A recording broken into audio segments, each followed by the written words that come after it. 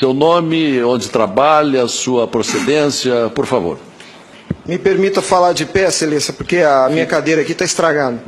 Bom, esse é o problema. Eu sou Felipe Marcelo Gimenez, eu sou procurador do Estado de Mato Grosso do Sul, minha OAB é MS 7580, estou aqui representando a Associação Pátria Brasil. E não é propriamente uma pergunta, Excelência, eu quero usar uma expressão lá da tua terra.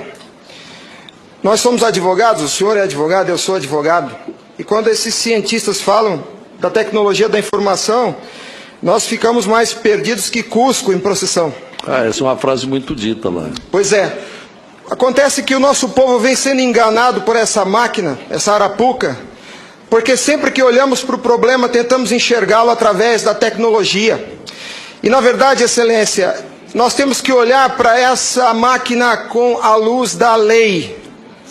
Antes da ferramenta, deve prevalecer a ordem jurídica. A ferramenta deve servir à ordem jurídica e não o inverso, Excelência. Nós estamos vivendo uma inversão, onde a ordem jurídica é posta de joelhos diante da ferramenta.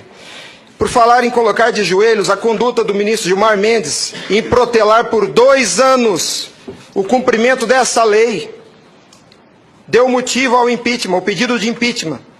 E eu vou mais além.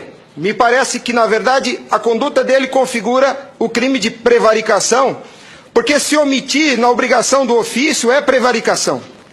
O que está acontecendo aqui, Excelência? Um dos pilares da República está sendo quebrado. Nossa democracia e a cidadania desse povo está sendo violada, desrespeitada. No entanto, eu quero lembrar aqui uma frase de Billy Graham, um homem que dedicou 99 anos da vida para o bem do próximo. Ele dizia: a coragem é contagiosa, e o senhor está vendo aqui só alguns dos corajosos que se levantaram. Há uma onda gigantesca sendo levantada nesse país, um tsunami que vem em direção a Brasília. Os cidadãos estão indignados. O Tribunal Superior Eleitoral não pode recusar o cumprimento à lei. Se fosse uma ordem judicial, o senhor, Excelência, não teria o direito de cumpri-la parceladamente. É uma lei, não tem vício de forma, nem de iniciativa, nem de conteúdo. Vou ao ponto. Fala-se muito da máquina, eu quero falar do ato jurídico. O senhor, como advogado, entende bem desse assunto. Somente o exercício do voto é secreto para garantir ao cidadão a liberdade de escolha. O ato seguinte, porque o processo eleitoral é feito de etapas, o ato seguinte é um ato administrativo. A contagem de um voto é um ato administrativo e se submete a um requisito de validade sob pena de ser nulo, que é o princípio da publicidade. Qualquer ato administrativo deve ser público. Entenda, Excelência, nós queremos auditar o fato jurídico, não é a máquina. Não nos interessa o software nem a máquina, nem antes nem depois. Nós queremos auditar o fato, que por natureza é um evento. O evento se perde. Por isso a necessidade de dar corpo físico ao fato da contagem do voto, para que se conheça, para que se cumpra o princípio da publicidade, porque a publicidade é erga omnes, é para todos os cidadãos, não é só para o eleitor que olha no visor. Essa contagem do voto deve ser feita para que todos os cidadãos tenham a oportunidade de fiscalizá-la. E não é a contagem de milhões de votos, é a contagem de um voto, de cada voto é um ato administrativo, e será nulo se não for público. Há vários princípios constitucionais que vêm sendo quebrados desde que essa arapuca foi inventada lá em 97. A cidadania, a publicidade, a moralidade, a legalidade e a própria república, porque nós cidadãos não temos sido respeitados na nossa escolha. Nossa escolha só será respeitada se ela for retratada no corpo físico da impressão para cumprir o princípio da publicidade. O exercício do voto é secreto, mas a contagem deve ser pública. E qual que é a artimanha da urna? Ela estende o segredo do exercício até a última etapa. E o sagrado BU, eu vou usar uma expressão de alguém, eu não lembro quem é o proprietário dessa frase. A seita do santo byte tem no altar o BU.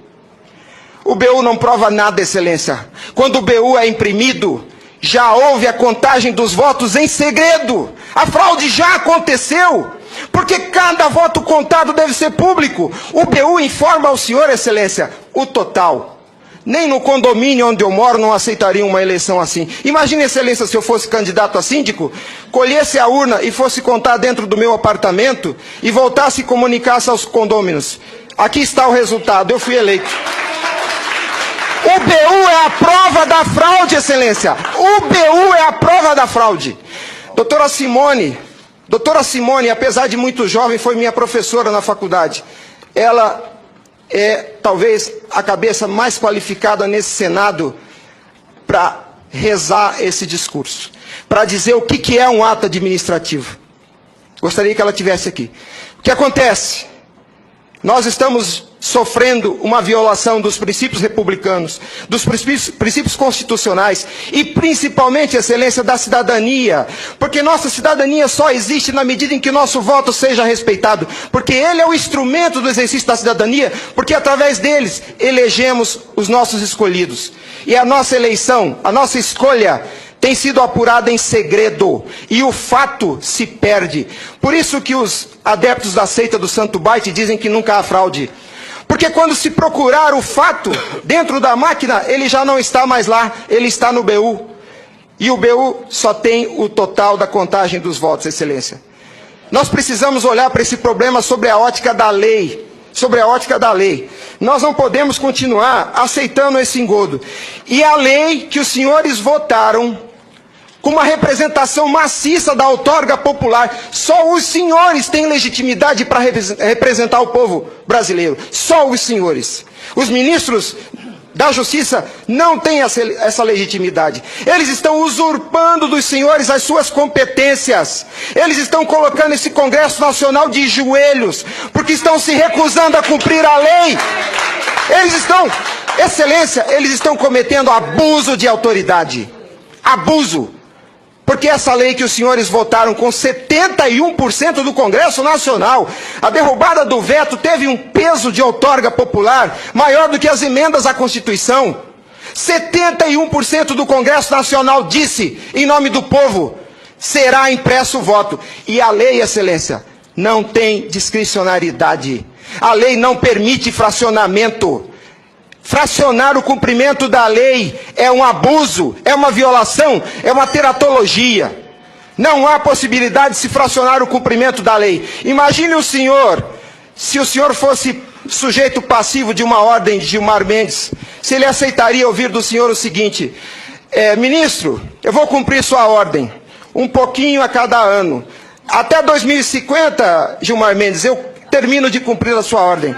Imagina que ele aceitasse isso do senhor. A lei não tem discricionariedade.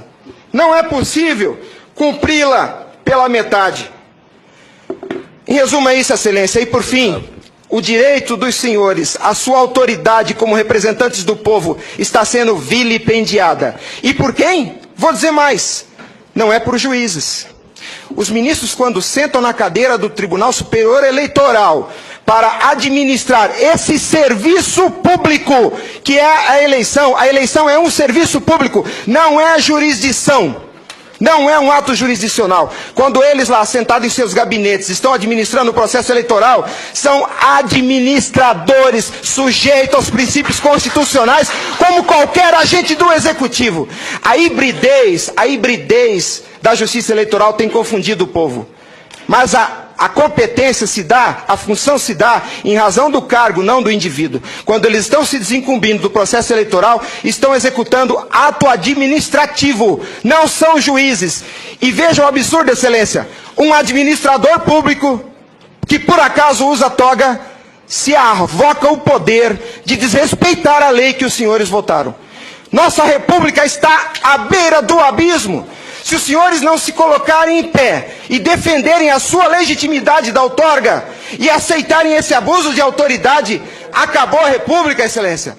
Acabou a cidadania. Então nós somos escravos.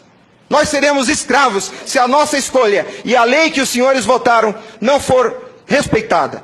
Obrigado.